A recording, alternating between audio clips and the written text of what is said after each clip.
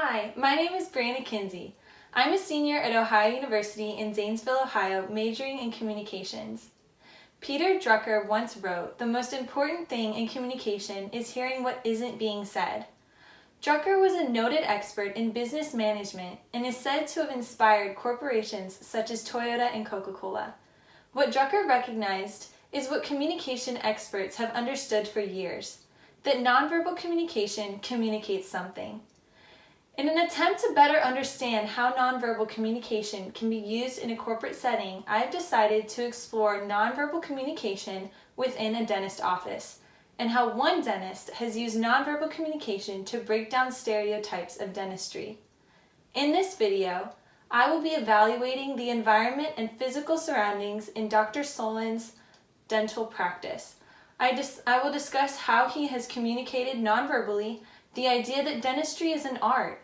We will explore the environment and physical surroundings in order to understand how decor and space communicate the message that we care. Come with me as we go to the front of Michael Solin's dental studio.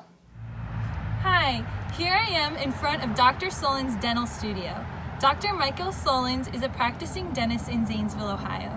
Solins has taken a bold new approach to his dental practice with the theme of redefining the art of dentistry. One might wonder how a dentist can redefine dentistry, but after studying Dr. Solins, I have concluded that the use of nonverbal communication has aided tremendously in this redefinition. We often hear people say they have dental phobias. Even those without this fear usually don't look forward to a dentist appointment.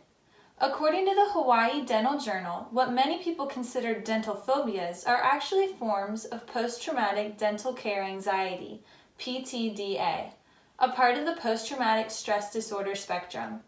Their fear comes as a result of bad experiences.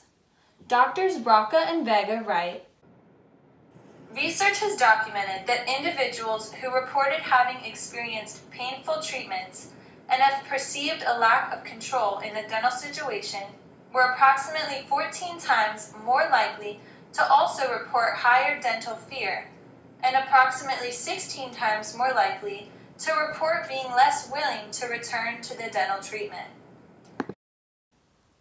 In order to overcome dentistry's negative stigma, Dr. Solins has found a way to contradict the negative messages and replace them with positive ones. For example, a complaint that one might hear about a dentist office is that the dentist chair is uncomfortable. But Dr. Solins has installed vibrating chairs to contradict that stereotype and aid in his patients' relaxation. He is successfully communicating the message that we care. Here is one of Solin's vibrating dentist chairs. The patient controls the type of vibration and massage from a handheld controller. The chairs are also comfortable and clean. I asked Dr. Solin's office manager, Nancy Solins, what stereotype she believes exists within dentistry. She said that dentistry and dental experiences can have negative connotations due to the way dental work used to be done. She said that they can often come off as cold, sterile, and frankly one of the last places that patients want to go. Richmond, McCroskey, and Hickson tell us that immediacy is the degree of perceived physical or psychological closeness between two people. This perceived closeness can be reinforced by positive experiences. People are drawn to things and experiences that they like.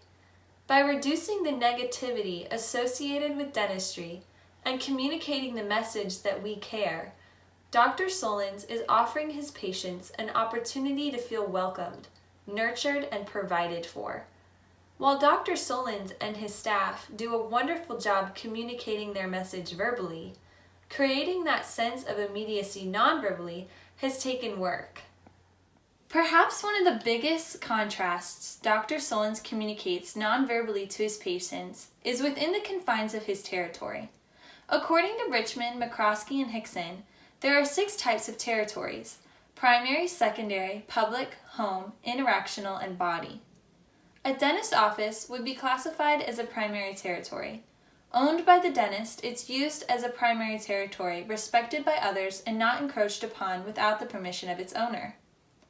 Dr. Solin's office is his own. The architecture itself communicates a nonverbal message. Buildings are designed to express feelings and impressions to those who see them, as well as to those who enter them. Solin's has taken an old Zanesville red brick building and transformed it into a modern white building with black trim and many large windows. Just as banks have strong pillars and stone walls that communicate security and stability, Dr. Solin's office communicates new, updated, and beautiful. Instead of a sign indicating a dental office, Solin's sign reads Solin's Dental Studio. A studio is an artist's workshop, a positive place where beauty is created. By choosing such a name, Solin's is attempting to redefine the sterile perception of a dentist's office into the image of an artisan or a craftsman, a much less scary individual. But for his claim, he needs to match his nonverbals.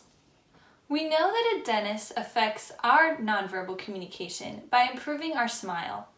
One of the main reasons we go to the dentist is to maintain our teeth, giving us an attractive and healthy smile. Richmond, McCroskey, and Hickson say, expression using our faces and eyes influence our day-to-day communication, at least as much as any other nonverbal behavior. Right when you step into Dr. Solin's office, his friendly staff are there to welcome you with their smiles. This expression appears genuine and can create an atmosphere of warmth, adding to Dr. Solin's overall environment. The next thing you notice is his redefining the art of dentistry slogan written across the reception desk. Playing into the art and studio theme, Dr. Solin's has lined his walls with artwork created by local artists. Each wall features artwork which is available for purchasing. This nonverbal message communicates an interest in Zanesville's art community, which in turn communicates an interest in Zanesville itself. This nonverbal message might help to create a sense of community in the minds of his patients. Solin's features various artists for several months, providing them with an opportunity to earn money, while giving himself a constantly changing element of decor. The layout of the office provides just the right spatial arrangement. A wide open waiting room, complementing the welcoming smiles you meet at the door. The carpet is a blend of purples, yellow, and gray, and the walls are all clean and white, lined only with paintings and photography. One large plaque at the door pays homage to the now deceased former owner of the practice. The seating is arranged with just enough openness for the appropriate personal space, and yet there is something cozy in the soft chairs and sofa. Richmond, McCroskey, and Hickson explain that through color, lighting, and textures in a room, one can ease interaction and keep people from taking their leave. Solin's warm studio environment aids in taking away the fear often associated with dental offices. The degree to which environments create a psychological feeling of warmth is the degree to which we feel comfortable and relaxed and want to linger in those physical surroundings. Richmond, McCroskey, and Hickson tell us that the decor of rooms, whether attractive or ugly, tends to influence human behavior. Studies have been conducted to understand just how powerful this influence can be. Places deemed beautiful have far more positive ratings. People are more willing to wait without complaint when the environment is pleasant. Solin's nonverbally communicates this message of beauty by the decor and layout of his waiting room. I wouldn't mind sitting here for a little while. Colors themselves communicate a nonverbal message. Purple, for instance, communicates control, calmness, wisdom, and thoughtfulness. White communicates cleanliness, joy, innocence, purity, and lightness. Gray communicates dependability, calm, a business-like attitude, reliability, faithfulness, and stability. Who knew that sitting in a gray dental chair could communicate so many positive nonverbal messages? As with most dentist offices, each hygienist has his or her own room for doing cleanings. These territories combine artwork and color schemes found throughout the office with the hygienist's personal touch. In some respects, these smaller rooms become the hygienist's primary territory. A small potted plant, photos of children or a spouse, are a way to mark their territory, communicating ownership. Just as color communicates a message, so does lighting. Brightly lit rooms, for example, promote a steady flow of speech. Dim lighting is more relaxing, and extremely lit rooms, however, can create fatigue and a desire to escape. This is definitely not something Dr. Solins wants to communicate. While Dr. Solins needs bright lights in order to examine teeth, the overall lighting of his office and the hallways is bright and cheerful. In this picture, you can see how much light is incorporated into the environment. Even the concept of natural light from windows provides a positive environment. Laying on the dentist chair is where a patient will find the brightest light, but this also ensures that the dentist can see what he needs to do. There is confidence in knowing your dentist can see clearly. Even on the chair, however, the hygienists and Dr. Solins are careful to make sure the light is not directly in your eyes. Perception of privacy is also an important message to communicate to their patients. Working on someone's mouth isn't something you want other people watching. Dr. Solins' office is equipped with comfortable yet cozy-sized rooms with a window to the outside and an open doorway to the hall. Chairs are facing the windows, adding to each patient's privacy. Patients need to know that their conversations will be private just between them, the hygienist, and doctor. However, they should also not feel trapped or closed in. By having open doors and chairs that face the window, Dr. Solins' patients are given the message that they are safe and comfortable, free to have their mouths worked on without embarrassment. Another environmental element that Solins has tuned into is the importance of smell. Our olfactory can invoke memory. Many medical establishments carry the smell of bleach or rubbing alcohol. These smells can create negative feelings if associated with bad experiences. Dr. Solins' office smells new. The air is fresh and clean.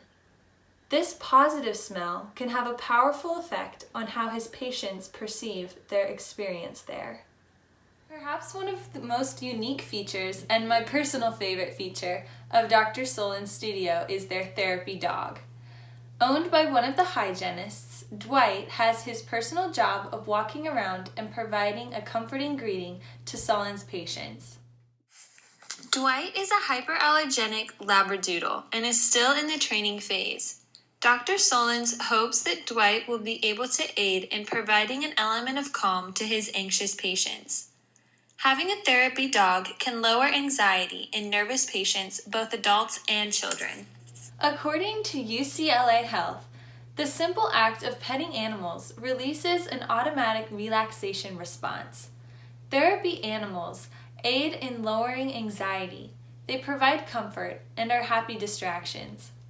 By having a therapy dog on hand for a patient struggling with dental anxiety, or PTDA, Solins is communicating concern for the emotional well-being of his patients. Nancy said that they hope that Dwight communicates their deep care and desire to make their patients feel comfortable and relaxed. She went on to reinforce the concept that dental anxiety is a real thing for many people, and said that having an animal, especially a cute one like Dwight, helps them relax and focus on something other than the work they're having completed. Most of the physical touch in a dentist office involves the mouth and can oftentimes be painful. A therapy dog offers a contradiction from that painful touch and replaces it with a warm, welcoming, furry, friendly touch. That positive touch is what they hope their patients will remember after visiting their dental studio. She said that Dwight has been a great addition to their office, especially for children. He immediately reduces tension and makes the experience even more positive and memorable than it already is. He gives them something to look forward to. This is me holding Dwight. Notice he's wearing his in-training therapy harness. I sure felt calm and relaxed holding this ball of fluff. Overall, Dr. Solin's attempts at redefining dentistry by using nonverbal communication has proven itself effective. His environment and physical surroundings are professional, calming, and go against the stereotypes of a traditional dentist practice. He has successfully communicated that he cares about his patients by the nonverbal uses of a massage chair and a therapy dog. He also successfully communicates nonverbally that dentistry is an art and that he is the artist.